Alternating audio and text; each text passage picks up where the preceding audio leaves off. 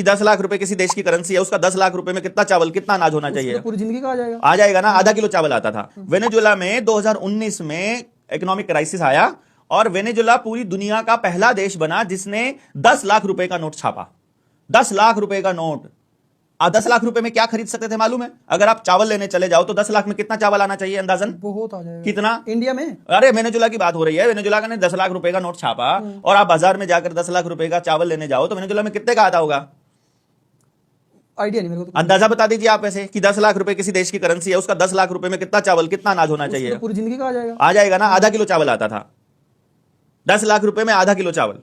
Can you imagine? नहीं। श्रीलंका के अंदर 2021 में जिस टाइम हमारे यहां लॉकडाउन लगा हुआ था, श्रीलंका में इकोनॉमिक क्राइसिस जब लाया गया, ये छोटे छोटे देशों में टेस्टिंग की जाती है ताकि जब भारत जैसे देश को बर्बाद करना है तो उसके लिए वो जो पैरामीटर्स हैं कि जब किसी देश को डुबोया जाता है, जब अभी छोटे छोटे कोऑपरेटिव बैंक बंद हो रहे हैं, ये कोऑपरेटिव बैंक बंद करके क्या किया जा रहा है? टेस्टिंग की जा रही है कि कितने प्रतिशत लोग हार्ट अटैक से मर जाएंगे जब उनका पैसा ब्लॉक हो जाएगा, कितने प्रतिशत लोग सड़क पर उतर जाएंगे, कितने कोर्ट की शरण लेंगे, कितने इस पे मैनेजर्स पे अटैक कर देंगे, कितनी पुलिस की जरूरत पड़ेगी, कितनी आर्मी की जरूरत पड़ेगी, कितने ऊपर गोलियां बरसानी पड़ेंगी, इसकी सबकी टेस्टिंग होती है।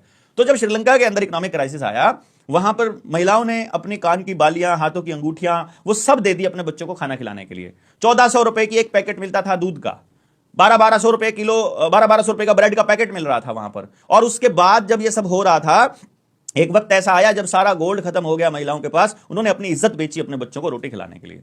ये भारत को इसी स्थिति पर लेकर के आ रहे हैं। और ये जो डिजिटलाइजेशन और जो लोन का जो गेम प्लान है, बल्कि जो गांव में सेल्फ हेल्प ग्रुप के नाम पर जो महिलाओं को लोन दिया जा रहा है, ये इसी षड्यंत्र का हिस्सा है। सारा का सारा पैसा या तो शेयर मार्केट में जा रहा है, या बैंकों में जा रहा है, या लोन के रूप में, किस्तों के रूप में जा रहा है, और सब बांटा जा रहा है। अब आप देखिएगा धीरे धीरे सारा पैसा स्टोर हो जाएगा बड़ी कंपनियों के पास, और बड़ी कंपनियां चलती हैं सेंसेक्स से, सेंसेक्स चलता है न्यूयॉर्क के उस वॉल स्ट्रीट से, और वो चलता है लंदन से, और वो चलता है वेटिकन सिटी से। वही जो गेम प्लान मैं वर्ल्ड इकोनॉमिक फोरम का बताता हूं, जब चाहे, जिस दिन चाहे, पूरे देश की इकोनॉमी को अगर बर्बाद करना है, आप अंबानी और अडानी को बर्बाद कर दो, देश अपने आप बर्बाद हो जाए, क्योंकि सारी की सारी जितना पैसा उनके पास पड़ा हुआ है आज देश के पास। देश में जो वेल्थ का डिस्ट्रीब्यूशन है वो आम नागरिक के पास थोड़ी ना है।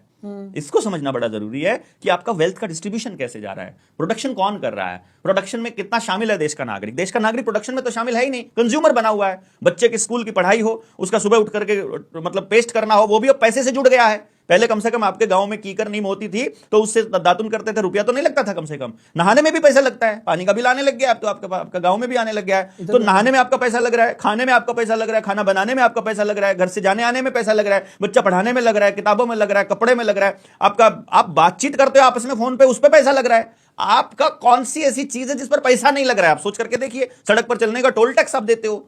मतलब आपको पूरी तरह से कंट्रोल करने का एक पूरा गेम प्लान इनका तैयार है। कौन है वो गेम प्लान तैयार करने वाले?